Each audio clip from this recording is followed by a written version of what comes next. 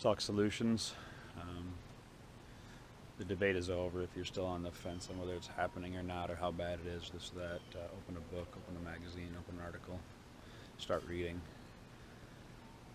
But as far as solutions, this is our 4-year-old backyard now behind me. It's a permaculture designed food forest. It's more than just producing food for us and being a part of the production or the consumption. It is also how we spend our time in this world, what we do with our time. Whether we're out shopping, sliding that card, buying that new pair of shoes, car, whatever it is that brings us happiness for that 2 weeks, 2 months, 2 years. We're always searching for happiness in that next purchase, that next financial endeavor.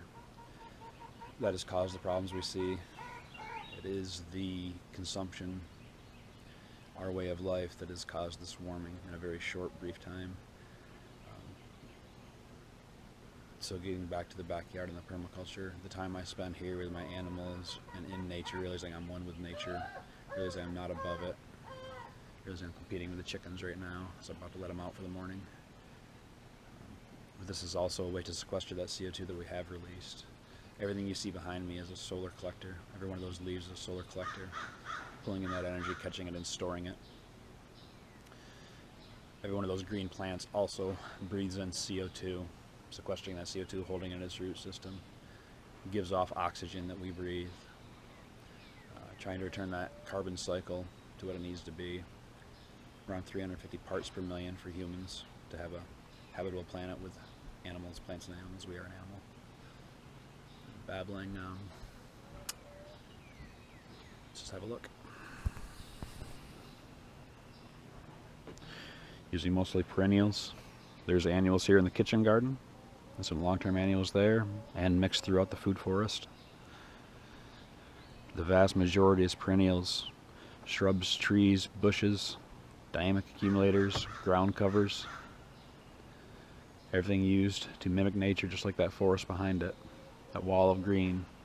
No one plants that, no one mulches that, no one fertilizes that, but it returns every year green and full. The yard is doing the same thing here. Small animals and their protein,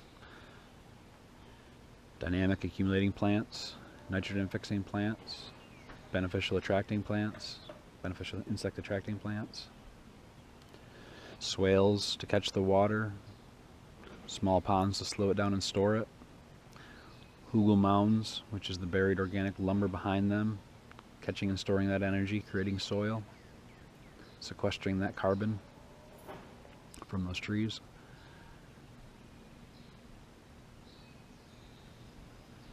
I'm open to questions. If you watch this, please, let's talk about it. I don't have all the answers by any means, but I've devoted my life to it and I want to talk. This is the kitchen garden. It's the start of July 2nd.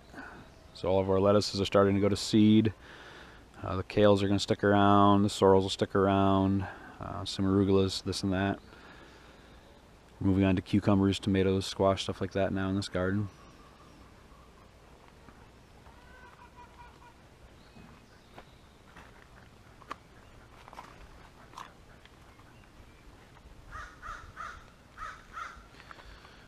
Some yellow tomatoes already, looks like.